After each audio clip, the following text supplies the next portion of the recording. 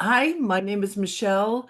I just go by Michelle, and I am happy to be here. I'm always happy to meet some new people, although I know some of these faces from Connecticut. It's sweet to see some of you all in here.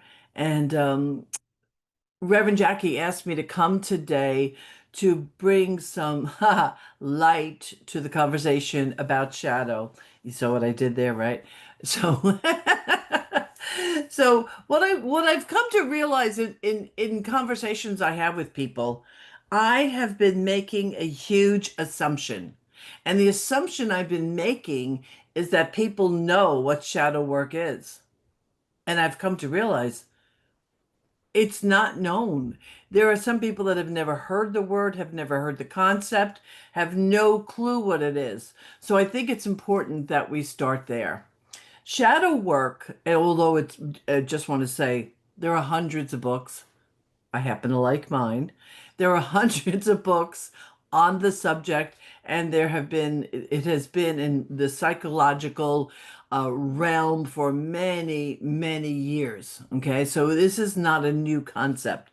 But for us, and us being spiritual metaphysicians, especially in the CSL world or the Unity world, Debbie Ford brought it into the light with her book, The Dark Side of the Light Chasers, many years ago. And so while I had been introduced to the concepts a long time ago with my first spiritual teacher, it wasn't until I read her book that I really got why it was so important. So, shadow work is the work that we do to integrate within ourselves our judged, rejected, and denied parts of ourselves. And you might even be thinking, what parts? What are you talking about? Well, over the years, and I know I'm not alone. I used to say, and maybe I'm the only one, but it's so not so. Over your years, there are times in your life where you have had, say, you've had a relationship issue with somebody. When it happens, when you find yourself grossly reacting to someone. When I say gross, I mean big. When you have a big reaction to someone, when you have a big, charge, when you just feel charged or triggered by the way someone is being, what they're doing, all those things, those big reactions are indicators that you have some part of you, believe it or not, that you have rejected, you denied it, you tried to push it down, but it won't happen because just like our inner child, it must be heard. And then so what happened was what happens is that it gets projected onto other people. So most people don't start out doing shadow work because they're trying to become whole. Most people start out doing shadow work because they're in pain in relationships. And the approach though that I've taken on the shadow, because well, let me back up 1 second. When I was using the Debbie Ford book, unfortunately unfortunately it felt like ripping scabs. You'd ever, when you were a kid and you had to scabbed your knee and you couldn't help yourself, you know it was going to hurt and you had to pick at it anyway. Well, her book was kind of like that. And so while I saw the value, and when I was training all the practitioners I've ever trained, I always made sure that they studied the shadow, but I would always give them instruction, don't do it alone, do it in a group. Why? So that people would love each other, so they'd have this supportive atmosphere because the shadow has a really bad reputation. The bad reputation is that it's painful, it's evil, it's the worst parts of you. And the truth is that's not the truth. And in my foundational beliefs that I teach, it's what I usually say is that the evil is not dark. or wrong. It is a collection. It's just a collection of our rejected parts. And so it shows up. It shows up in a variety of ways. But here's the thing. If you're here and you're listening today, you are someone who has a different take on life. I know it because you're here. You wouldn't be in this community or this kind of community where without being someone who has a sense of hope, a belief in possibility, a belief that you can make a difference not only in your world, but that in making a difference in your world, that your world impacts the world around you. Because of that, you and I are perfectly poised to apply the science of mind and help to heal and integrate those parts of us. And Sandy did a beautiful meditation this morning working through those aspects. It was absolutely perfect.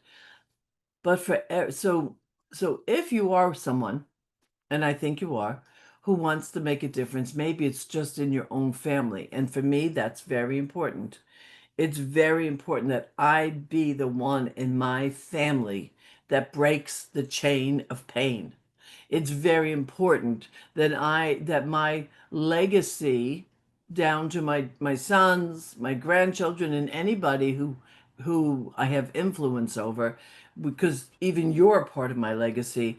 What matters to me is that I be a stand for transformation.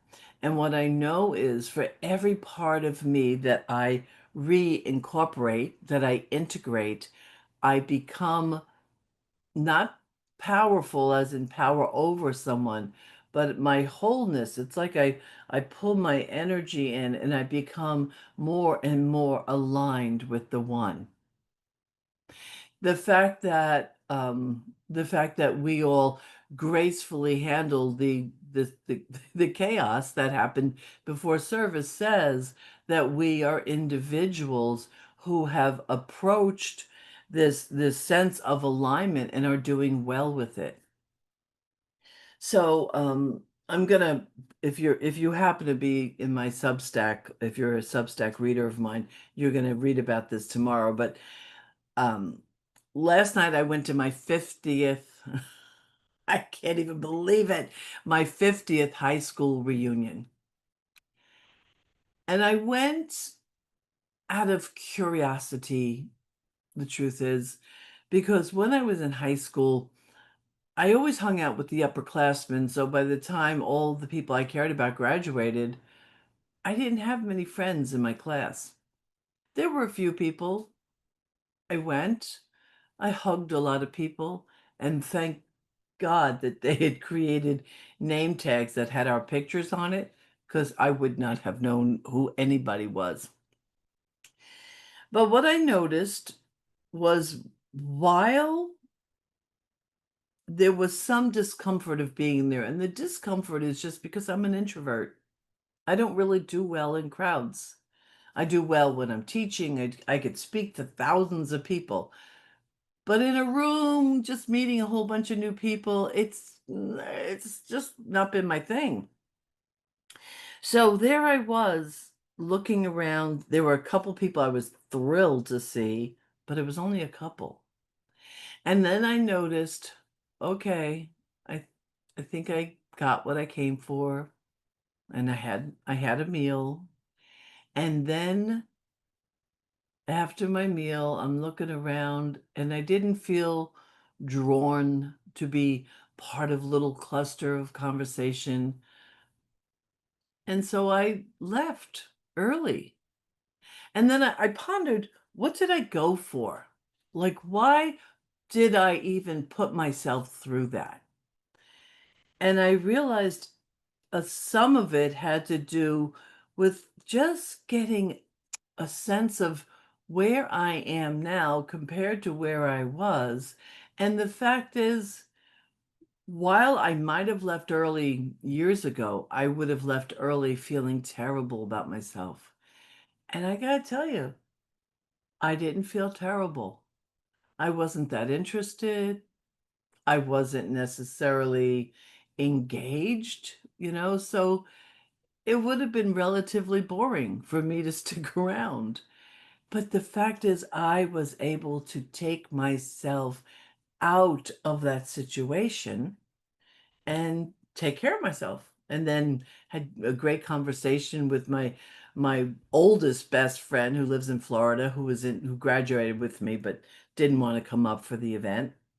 And I found myself okay. That okay, that not beating myself up, that is a result of the work of I'm going to say both forgiveness and shadow work. I have come to love my parts, and some of my parts are not that pretty. They're not that wise. Some of my parts, there's a part of me that still feels, well, I'm laughing at myself right now. God, please forgive me for I'm about to be rude. Okay, I'm giving you a warning. There was a woman dressed kind of like what Cyndi Lauper used to dress like. She had fishnet stockings and I mean an outfit like tulle on her skirt. And I looked and I thought, really? It was it was kind of funny. And I thought, oh, Michelle, part of you is still a wise ass, still a fussy wise ass. So, but it's okay. It's even okay that I have that part. It's even okay that sometimes I might have a judgment, even though being non-judgmental is one of the most important practices I have. But what I know is my shadow is not a flaw. Our shadows, for any of us, our shadows are not flaws. They're just an unintegrated power that we have not yet realized. So being in Science of Mind, it is all about recognizing that there's only one, right? I mean, ultimately, that's the idea. There's only one. Having a day-to-day, moment-to-moment experience of that is a little bit more complicated. But when when we look at the shadow, the light and the dark of the shadow, and we think about it, what will happen is as the healing happens, as the integration happens, what happens is that our spoken word, which is empowered by our faith, it's empowered by our conviction, it's empowered because the truth is quantum science is now explaining stuff that we've known for decades. It just, everybody thinks, oh, quantum science. We've known this for years. But what we sometimes forget is that if we do not take care of the whole of us, the emotional whole, the spiritual whole of us, if we don't take care of that, the power that we can access gets drained out through our pettiness. It gets drained out through our self-judgment. It gets drained through the judgment of others. And and so there are a lot of points in us where it is upon us to heal it, because every time I bring a piece back and I bring that piece back and I bring that piece back, my spoken word becomes more potent. Does that make sense? So the way we recognize this is definitely first by paying attention to the low-hanging fruit. The low-hanging fruit is when you're struggling with a relationship, somebody you love, but they still have a way of setting you off. I know everybody has a one or more of those relationships. I'm going to even say in this political climate. Now that's a big stretch, and that could be an hour-long conversation in and of itself. But if I or anybody Anybody in here, Reverend Trish, Dr. Reverend Jackie, Dr. Trish, because they're like the authorities in your community. If anyone, I really want you to hear this, if anyone has the power to move you by moving your mood, if anyone has the power to influence how you feel about them, then you have given your power away. And your job and my job is to come back to such wholeness and alignment with the one that we will never again be at the mercy of other people's opinions, whether they like you or not, no matter what it is. I spent 23 years, a little bit longer with my other community, 23 years in my own pulpit. And being in the pulpit was the tool for me to learn to love myself, because it is always an opportunity to receive judgment, to receive feedback. And I say that say that to it a little, tongue in cheek. One of our colleagues recently posted something on a listserv that all the ministers belong to. And while it's not a brand new concept, it was so pure and so clear. And I want to offer this to you. She was recommending in her writing that we, anybody, but especially people in these communities, because I'd like to see all of us get more and more and more powerful and potent, that if we, instead of avoiding making excuses for or running away from feedback and judgment, that if instead of doing that, we run face first into it and allow the judgments that come our way sometimes, or the feedback or the criticism, instead of fighting it, making it wrong, and wishing it didn't happen, that we faced it down and allow it just to move through us. Now, she related it to finances. Didn't quite understand that part. That for every judgment you and I can absorb and allow to move through us, it's almost like we can make more money in our lives. I don't really, that wasn't my thought about it. It wasn't my concern.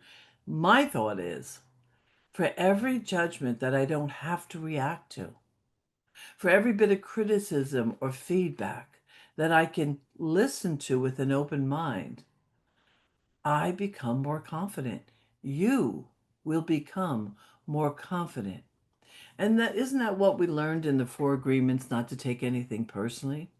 Because I want to remind us again, if we can move each other in a way of even loving ourselves more, we've also given the power away to react to criticism.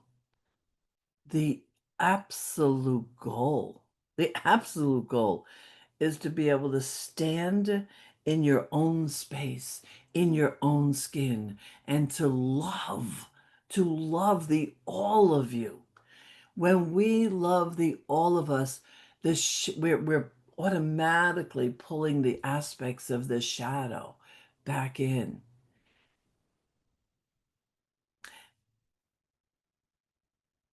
We sometimes feel broken. Any Anybody kind of sometimes feel broken? But that broken is really an invitation to go, let me look at this. Let me look. What is this? Because we were not born that way. Any place, any aspect of ourselves, anything where you are self-criticizing yourself, even in the very quiet, that voice behind the voice, the one that it doesn't quite say it out loud, but where the little inner whisperings of, oh, I wish I was like her. I wish I did what he did. I wish I was successful. Like that, that voice is part of that voice that's not loving on you and on yourself enough. But if we can capture that voice and we can learn to transform it and manage it through prayer, through journaling, through working with a practitioner, we will be able to become more and more potent. Now, when I say potent, I'm not, again, I'm not saying that suddenly you're going to have this, big bravado. I don't mean that. I mean, you'll be able to sit in the quiet without being fearful. Because sometimes when things get quiet, some fears come up and self-identity issues come up, but you'll be able to sit in the quiet of your beingness and luxuriates in your own essence. Is this making sense? The more you, the more you love and accept yourself as you are, but as you are not. And I always say it, I have to accept me as I am because I'm never going to be 5'10" and a blonde. So I've got to love this 68-year-old version of me. I've got to love the body that I'm in, even if there's aspects of it that I want to change. Because not loving it is then about rejection. And when we are rejecting ourselves, excuse me, we are bleeding our personal power out. Our job, as far as I'm concerned, and I want to reiterate, people practicing the science of mind or unity or divine science, any of those metaphysical, spiritual practices, we are perfectly poised to have the courage necessary to embrace the wholeness of our being and then to model that. Because what you and I are witnessing in the world around us right now, if you're watching the news, is a lot of people who are disenchanted with their own lives and just pouring their crap on everyone else. We could criticize these people, but in my mind, we want to have compassion for them because it's got to be painful to be who they are. Now, they might not know it. We don't know it because we justify it. And then that's when we cultivate a bravado. Oh, well, they won't notice me if I walk around confident and bold. But that's an overcompensation. Powerful people don't have to project in that way. The quiet, confident people, those are the people I want to watch. Those are the people that I'm looking for the influence. I just want to be around people that love themselves. So I'm happy, just to tie it back to what I originally shared with you. While it would have been fun to have a little bit more fun last night, I was profoundly satisfied that that event did not lead to me tearing myself apart. It did not. And that is a result of all the work that I've done. So and as religious scientists, as practitioners, as ministers, I do believe it's our job to model the possibility of wholeness wherever we go. And remember, if you are triggered, if you are having reactions, you are dealing with an internal shadow. Well, they're always internal. You're dealing with a shadow that just wants to be healed, loved, integrated. I promise you. And I have seen the miraculous. I have seen people work with these issues within themselves, and then suddenly they'll tell stories and it looks like, maybe somebody changed their personality. And that's not what happened. Because when we change, right, we're a teaching that says, as within, so without, as above, so below. So when I shift my consciousness, when you shift your consciousness, the world will move in accord with the shift that you have. And sometimes it looks like someone's personality has changed, or sometimes people just kind of leave your orbit and then you get to be in your own orbit. But we can't do anything by trying to manipulate people. What you and I want to do is stay here. We want to stay here because this is where our power exists. So this is where our power exists, and this is where the power can be increased through the practice of healing the shadow and practicing forgiveness. Now, I know I won't be able to hear you all, and it's good to stay muted for this purpose, but I love call and response practices. Okay. So I've created one for you, and your response to everything I'm about to say, and I hope you say it out loud to yourself wherever you are. Your response here, actually, I'll type it in the chat. So you have it. Let me just see. Give me 1 second. Ah, there we are. Here is your response. I accept all my parts with love. Okay? So for everything I say, that's your response. It didn't send. There you go. All right, everybody got it? All right. Sometimes I see something about me that I don't like. However, I accept all my parts with love. Sometimes I react in ways that surprise me. However, I accept all my parts with love. Sometimes I still carry shame from the past. However, I accept all my parts with love. Sometimes my healing feels slow and messy. However, I accept all my parts with love. Sometimes I judge myself harshly. However, I accept all my parts with love. Two more. Sometimes I don't know what to do next. However, I accept all my parts with love. And sometimes I forget how far I've come. However, I accept all my parts with love.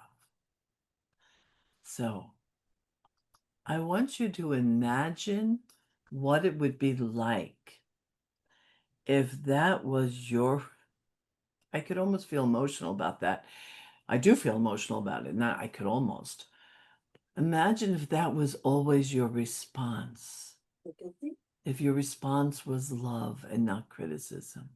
If it was love and not rejection. Just imagine how that would alter the very essence of your being, and then how you show up, and then how you impact the legacy of your life, if it's children or grandchildren. Let us come away from Don Miguel Ruiz. I think it was in The Mastery of Love, and he spoke about how we meet wound to wound, and we all know the saying, hurt people hurt people. Well, the piece I've added to that is while hurt people might hurt people, healed people love. So imagine that being your response in here in this community, in your family, in your neighborhood, that you walked in the light and the love of the positive and the acceptance of the parts you don't like yet, but bravely and courageously. What a different world that would be. Reverend Jackie, can I close this with a treatment? Okay. So please join me. And my treatments have taken a little different form these days since I'm out of the pulpit. So I'm just going to let you do whatever you want to do with that information. Oh, I know with great confidence, conviction, and faith.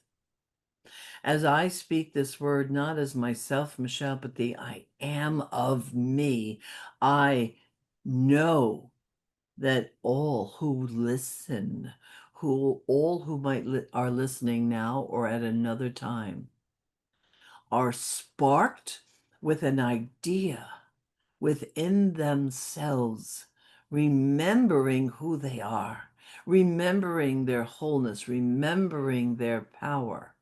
And as that remembering happens, it becomes their North Star.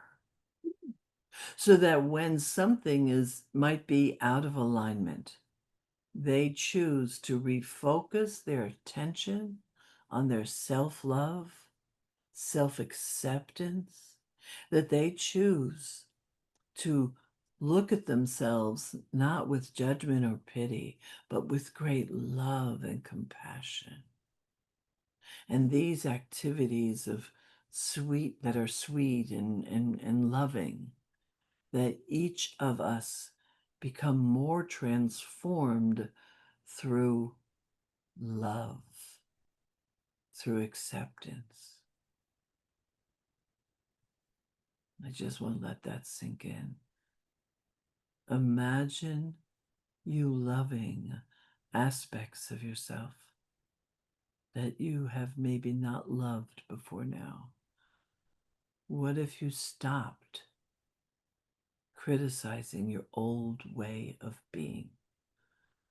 What if the memories of failures and transgressions came into your heart with love instead of being rejected and cast out to your subconscious? Let us remember that together. Let us be willing to know God as us is potent. I trust this word, and with a bounty of gratitude, I surrender it to love, to law, and to the awe of life itself. And so it is. Thank you.